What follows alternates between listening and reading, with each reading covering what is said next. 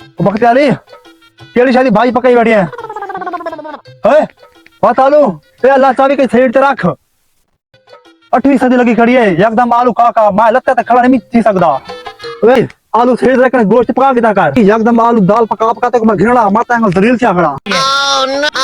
no तो कुड़ा तक क्या बीमारी थी बेटी बात तो अगर आलू बड़काई खड़ी है मत को उठता क्या करे कोई आ वने ये चबिया मार शुरू थी मैंने कहीं गांव कोई सुनी समझी कर पालो पुछा छुटाई कर भाई मेरा टाला मार शुरू थी मैंने दावत है जुले दावत है हां दावत है हां दावत है मैं मेरा पिया की याद है मेरी यार बेटा बारू खावा मैं मेरा पिया ओ जुलो ये मजे ना बदले नहीं मरते यार मैं यार गई मैं तो नहीं सकता वाला अच्छा जुलो दावत है भज भज भज ओ माशाल्लाह अल्हम्दुलिल्लाह यार तू बंदा घिरना है तबलीग सुना के घिरना माशाल्लाह अल्हम्दुलिल्लाह अल्हम्दुलिल्लाह आए